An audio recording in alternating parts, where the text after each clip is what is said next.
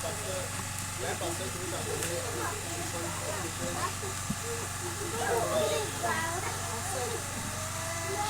un pasteur qui nous a donné 16 choses. Les choses là, c'est pas tout, il y en a là-bas. Il nous a donné 16 choses. Alléluia. Je vous ai dit qu'il est décédé, il est mort quand il est mort le mardi. Alléluia. Et si son papa n'était pas allé chez Gédéon, son papa serait en Dieu. Et c'est les bêtises de Gédéon qu'il a commencé à suivre, qui ont précipité sa mort. Alléluia. Amen. Si on continue un peu. Donc, c'était pour ajouter un peu à ce que l'ancien a dit. Il y a des ouvriers trompeurs qui travaillent dans le but de déclarer que ceux qui sont décidés à vouloir vraiment chercher sérieusement Dieu. Et ce sont eux qu'on appelle des coupeurs de route. Alléluia. Quand Dieu est déterminé à chercher réellement Dieu, le diable peut t'envoyer ses agents pour troubler ton esprit. Et comme tu n'es pas encore enraciné, tu n'as pas encore une bonne connaissance, une bonne base de la connaissance de la parole de Dieu, ça peut te perdre. Alléluia. Amen. Et ce qu'ancien est en train de dire, c'est très important. Alléluia. C'est très important. Hier, pendant qu'on travaillait ici, la maman est venue m'appeler que ils ont cassé sa maison. La maman. Ils ont cassé sa maison. Le pasteur vient voir dans ma chambre, ils ont cassé, ils sont allés voler dedans. Alléluia. Pour ceux qui ont remarqué, quand je partais, j'ai fait quoi? J'ai appelé, c'est pas taxi. J'ai dit Kevin, je m'accompagne. La femme dit d'aller voir dans sa maison. Son mari n'est pas là. Et puis moi, le pasteur dit d'aller voir dans la maison, ils sont allés voler dedans. Attends, j'ai appelé, j'ai dit Kevin, viens m'accompagner. Il traînait, j'ai crié sur lui, j'ai dit Kevin, viens, on va partir. Je ne sais pas où on va, je dis c'est qui es-tu? Allons-y. Quand tu vas arriver là-bas, tu vas savoir. Donc c'est important ce qu'il dit. Ne sois pas trop zélé. Ne sois pas trop saint plus que Jésus lui-même. Alléluia. Amen. Est-ce que vous comprenez? Je vous ai déjà dit, la Bible dit que dans le livre de Jean chapitre 4, où Jésus a rencontré la femme samaritaine. Pendant que ses disciples sont allés puiser de l'eau, et puis Jésus était avec la femme samaritaine, en train de lui parler, il demandait de l'eau à boire. La Bible dit que c'est clair dans votre Bible. La Bible dit que quand les disciples sont venus, ils étaient étonnés de voir que Jésus parlait avec cette dame. Pourquoi? Parce que Jésus n'était pas quelqu'un qui se retrouvait avec des femmes reposées. Alléluia. Amen. Toi, tu es célibataire, tu es jusqu'à 22h, 23h, minuit, tu es en train de causer avec des jeunes, avec des hommes au téléphone. Alléluia. Amen. Mais tu es perdu. Tu es perdu. C'est ça qu'on appelle jouer avec son âme. C'est comme tu prends batteur et tu es en train de jouer dans la bouche d'un serpent. Alléluia. Ça ne se fait pas. Gloire à Jésus. Alléluia. Tu vas te faire du mal toi-même. Et ce qui est mauvais, ce qui fait mal, c'est que quand tu vas te créer des problèmes, quand ces problèmes-là vont venir, les gens vont dire, il est chrétien depuis là dans l'église, on ne voit rien. On ne voit rien. Vous ne savez pas ce qu'il fait. Puis il mange avec Satan. Et il veut venir chercher la bénédiction avec Jésus. Ça ne va pas marcher. Ou bien, et ce genre de personnes, quand le diable les frappe, on dit non, on traite dans l'église là-bas, là, vraiment, les gens meurent, hein, les gens ont des maladies. C'est pas que dans leur église, les gens, c'est parce que dans l'église, il y a la présence de Dieu. Et quand il y a la présence de Dieu, lisez dans votre Bible, il n'y a pas une église où Dieu tuait plus que dans l'église de Moïse. Lisez bien dans votre Bible. Dans l'église de Moïse, Dieu tuait facilement les gens. Ou bien je mens? Hein? Oui. Les gens qui se plaignent, Dieu les tue. Si tu n'es pas vraiment déterminé à aller à Canaan, tu vas quitter l'église. Tu vas dire non. C'est-à-dire Dieu, il dit dans 1 Corinthiens 11, il dit parce que des gens ont mangé indignement la Sainte Seine. Beaucoup sont morts, d'autres sont infirmes, d'autres sont malades. Tu n'as jamais médité dessus? Alléluia. Donc, s'ils étaient restés dans le monde, peut-être qu'ils ne seraient pas morts. Peut-être qu'ils ne seraient pas intimes. Dans la maison de Dieu, il y a des choses qu'on ne fait pas. Il y a des choses qui attirent la malédiction. Et le diable sait ça. Et ce sont des stratégies de Satan pour affaiblir les églises. Quand le diable veut détruire une église, c'est comme ça qu'il s'en prend. Beaucoup de personnes ne vont jamais réussir à l'église. Ils vont passer des années et des années dans l'église sans jamais voir la gloire de Dieu. Parce que le diable a trouvé un moyen de les tenir captifs. Si le diable trouve un moyen de te tenir captif par les plaintes, par les murmures, par les critiques, tu ne verras jamais la gloire de Dieu. Si le diable trouve un moyen pour te maintenir par la fornication, par l'impudicité, si tu es dans le monde, tu peux être impudique et puis réussir. À l'église, tu ne peux pas être impudique et puis réussir. À l'église, si tu es à l'église et que tu es impudique, que tu es dans la masturbation, et que tu es dans des péchés que tu caches, à l'église, tu seras toujours malade, tu seras toujours oppressé. À l'église, tu vas voir que tes activités auront toujours des soucis. Mais dans le monde, il n'y a pas de problème. C'est pourquoi sachez choisir votre place. Amen. C'est pourquoi à un moment, Moïse a dit à ses disciples que celui qui veut retourner dans le monde, il dit choisissez qui vous voulez suivre. Si c'est l'Éternel, mais si c'est dans le monde pacté. Parce que ici, si tu es ici et que tu fais ce qui doit se faire dehors là-bas, tu auras encore plus de problèmes. Alléluia. Amen. Hein? Si tu es dans le monde, tu fais produit, il n'y a pas de problème. Si tu es à l'église et qu'il y a l'Esprit de Dieu et que tu fais des produits, tu vas attraper des cancers. Il faut prier pour toi, ça n'a pas guéri. Parce que c'est ça, on dit tenter Dieu.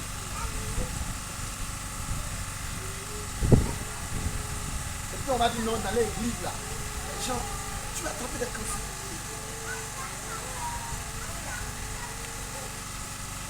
Or, dans le monde, quelqu'un peut faire ça. À l'église, quelqu'un peut aller forniquer une fois et puis grossesse sort pour l'humilier. Mais dans le monde, la personne fait, ça ne vient pas. Il cherche enfant, mais il ne voit pas. À l'église, tu peux t'amuser à forniquer. Tu as ramassé une maladie. Ou bien tu vas ramasser des esprits que tu n'avais même pas fait quand tu étais dans le monde. Tu vas ramasser des esprits qui vont s'asseoir dans ta vie. Et des esprits très coriaces.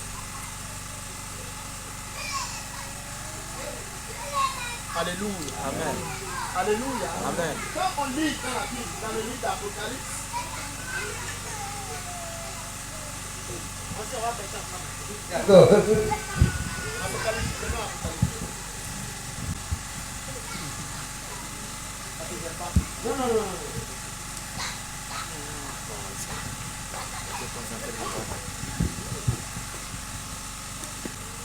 Apocalypse chapitre 2. Apocalypse chapitre 2, à partir du verset 2. Apocalypse chapitre 2, à partir du verset 12, je lis. Écrit à l'ange de l'église de Pergame. Voici ce que dit celui qui a l'épée aiguë à deux tranchants. Je sais où tu demeures, je sais que là est le trône de Satan. Amen. Il dit ici à une église, je sais que où tu demeures là, Satan a un trône là-bas. Alléluia. Amen. Vous savez que Satan a son trône à mon cou. Vous savez ça? Est-ce que vous savez? Amen. Non. Vous savez que Satan a son trône à mon cou. Alléluia. Amen. Et il dit ici que où tu es là où votre église est, la région, la ville dans laquelle votre église est, Satan a son trône là-bas. Amen.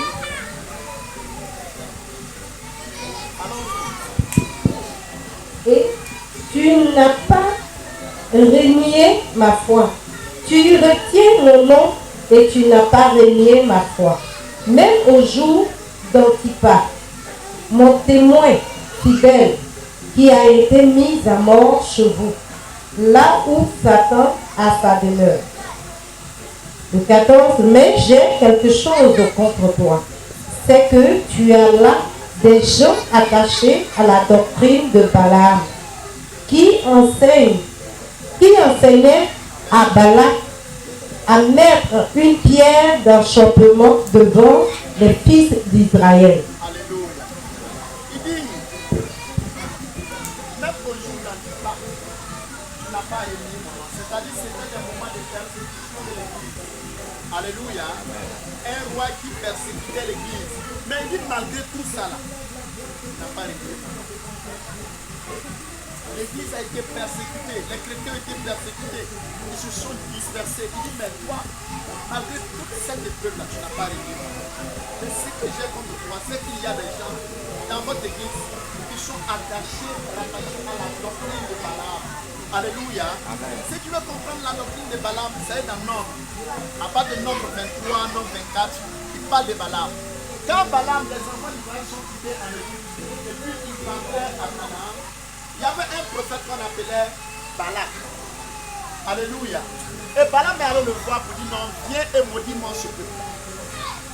Il dit non, je vais chercher Dieu. Si Dieu me dit de le maudire, c'est qui va me dire je vais te dire. Il allait chercher Dieu. Dieu lui dit, ce peuple-là, pas les maudire. C'est un peuple que moi j'ai béni. Et si moi je bénis, si tu me maudis, ça ne peut pas passer. Vous comprenez? C'est dans votre livre. Si vous partez, vous pouvez lire Nombre 23. Alléluia. Amen. Il dit, le peuple que j'ai béni, si tu maudis, ça ne peut pas. Alléluia. Parce que Balaam était un prophète de l'Éternel. Il dit d'accord. Il est venu dire à Balaam que vraiment, je n'arrive pas à maudire. Je ne peux pas maudire le peuple là. Il dit non, il faut les bénir, il faut les maudire. Je vais te donner des offrandes, je vais te donner des biens. Il dit, attends, je vais aller encore consulter Dieu. Vous voyez les chrétiens, c'est ça qu'on appelle la volonté permissive et la volonté passive de Dieu. Il y a des choses que si tu insistes, Seigneur, je veux marier tel, Dieu dit non. Seigneur, je veux me marier, Dieu dit non. Si tu insistes, Dieu va dire oui. C'est ça qu'on appelle la volonté passive de Dieu. C'est-à-dire qu'il permet, mais pas parce qu'il est d'accord. Il dit à Dieu, il allait voir Dieu 3 fois. Dieu lui dit, ne maudis pas ce peuple-là. Ce que j'ai béni, ne maudis pas. Balak est venu le voir encore. Il dit, bon d'accord, il faut partir. Et quand il partait, il y a un âne qui s'est dressé sur son chemin. Lui qui a débattu. Un âne s'est dressé au devant de lui pour le tuer. Et ce n'est pas l'ange de Satan, c'est l'ange de Dieu. C'est-à-dire une voix que Dieu lui a dit, ok, il faut emprunter. Que Dieu allait se positionner parce qu'il cherchait l'occasion dans cette voie-là pour le tuer.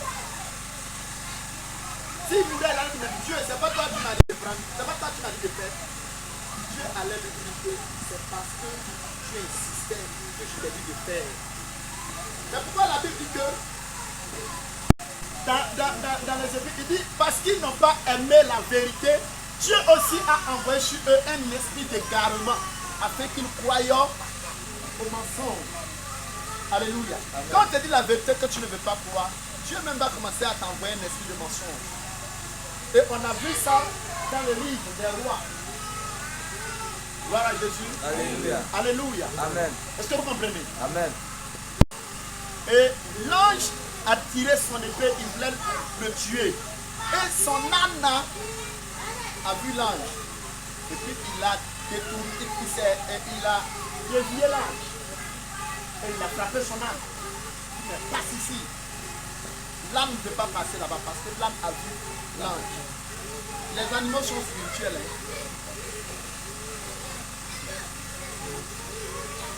À un moment, il a insisté encore, puisque c'est un gars qui aime beaucoup la chose. Il a insisté encore. L'âne est parti ailleurs. Il a frappé l'âne. Il a dit, mais pourquoi tu le frappes? Voilà, il dit, mais le gars qui est devant nous là, tu ne le vois pas. Et Dieu a ouvert ses yeux, il a vu l'âne. Il a vu l'ange. Et l'ange lui a dit, tu as eu la chance, c'est ton âne qui t'a sauvé la vie. Souvent, il y a des situations qui t'arrivent. Souvent, tu soulèves, ça tombe. Tu soulèves, ça tombe. Tu soulèves, ça tombe. Mais tu vas insister. Tu manges, ça tombe. Tu prends, tu laves. Oh, Dieu ne t'épargne. Tu dis non. On te donne de l'argent, ça se perd. Au lieu de bénir Dieu, tu dis non. Il y a des situations. Il y a une femme, tu veux marier, tu lui donnes des rendez-vous, ça ne marche pas, tu veux insister. Alléluia. Amen. Alléluia. Amen. Il est parti. Quand il est parti, il a voulu maudire le peuple d'Israël. C'est-à-dire Dieu lui dit qu'il ne faut pas partir, mais il est parti quand même. Il allait faire un hôtel, il a commencé à faire, il a commencé à prier. Et quand il a vu le peuple d'Israël, quand il a commencé à parler, il va déclarer des paroles de malédiction. Tout ce qui sortait de sa bouche, c'était des paroles de bénédiction. Il a commencé à parler en langue, à bénir le peuple. Balaam l'a tapé, il dit arrête. Si tu ne peux pas les maudire, il ne faut pas les bénir. Moi, je ne t'ai pas déplacé, je t'ai loué pour venir parler pour moi.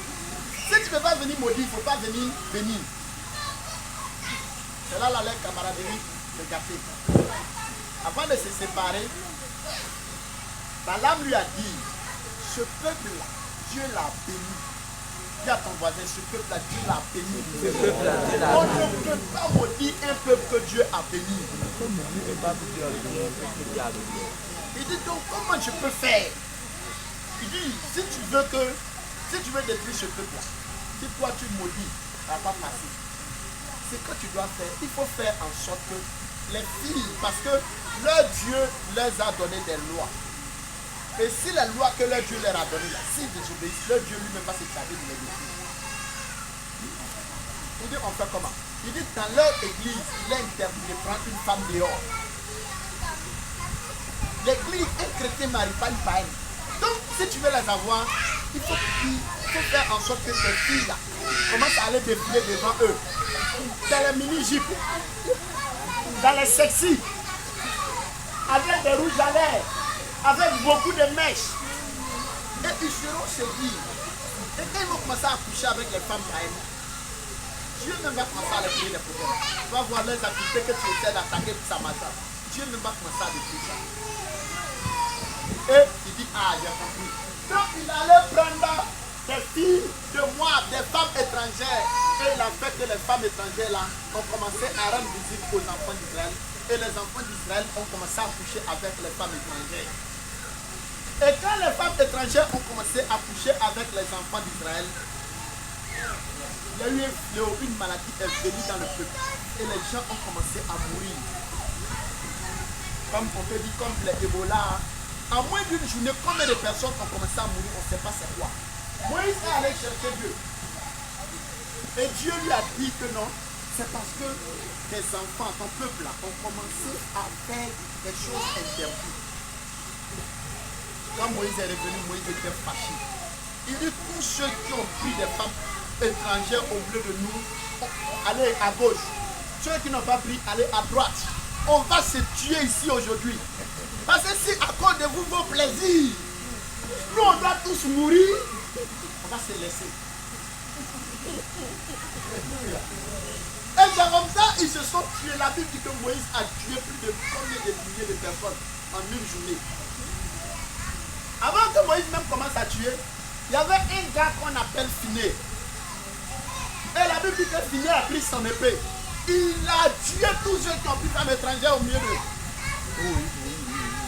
Finé a traité du coup. Et c'est ce jour-là que la plaie là, l'épidémie là s'est arrêtée au milieu d'eux. Et Dieu a dit à Finé, à cause de ce que toi tu as connu ma volonté, parce que vous avez su que c'était les gens parmi le peuple qui allaient chercher femmes dehors là qui ont amené ces maladies là. Donc, quand Finé a commencé à les tuer, Dieu a retiré la plaie qu'il avait envoyée dans le peuple. Et puis la plaie s'est arrêtée. Et puis Dieu a fait une alliance avec Finé dans la Bible. Il dit que je traite alliance avec toi aujourd'hui et avec ta descendance pour toujours. Parce que tu as connu ma volonté. Donc, qu'est-ce que vous devez retenir là? Il y a des gens qui peuvent faire la volonté de Dieu. Il y a des gens aussi qui peuvent trouver des stratégies pour amener la colère de Dieu dans l'église, pour détruire l'église. Donc, c'est pourquoi dans l'Apocalypse, il a appelé ça la doctrine de Balaam. C'est une stratégie de Balaam pour détruire toutes les églises que vous voyez. Le diable n'a jamais changé. Quand une église est vivante et que le diable ne peut pas mettre sa main dedans, quand un chrétien est engagé et que le diable ne peut pas se toucher, tout ce que le diable peut faire, c'est de l'amener à aller toucher avec des femmes. Et lui-même, ça va l'affaiblir. Ce n'est pas sorcier qui va venir, c'est toi-même qui vas t'affaiblir. Et ça va faire que Dieu va se retirer. Et toi-même, tu seras explosé. Parce que si le diable ne fait pas ça pour que Dieu se retire, il ne peut pas te toucher. Vous comprenez? Amen. Voici comment beaucoup de chrétiens ont été mis. Dans le monde, tu peux avoir tes 6 femmes, 22 femmes. Les entreprises vont évoluer. Mais à l'église, si tu ne fais pas attention, tu vas créer des problèmes aux frères, aux soeurs et à toi-même. C'est ça la Bible a appelé la doctrine de Balaam. Elle dit mettre devant les gens quelque chose qui va les séduire et les tenter, qu'ils aillent faire pour que Dieu lui-même se mette en colère. La fornication dans l'église est plus dangereuse que la sorcellerie. Parce que la fornication, la masturbation ouvre la porte à la sorcellerie. Un sorcier ne peut pas opérer dans l'église tant qu'il n'y a pas un péché qui a affaibli l'église. Donc quand on dit les sorciers sont là, c'est qu'il y a quelque chose qui a donné la flèche. Et c'est ça, ancien l'a prêché, les calomnies. Quand les murmures commencent, on commence à se plaindre. On commence à se plaindre, ça va affaiblir l'église. Quand on commence à critiquer, hein, regardez, tu as vu la vie de la soeur. Tu as vu. Quand elle est venue juste ici, elle est venue chez lui, ne pas lui dire, va l'exhorter.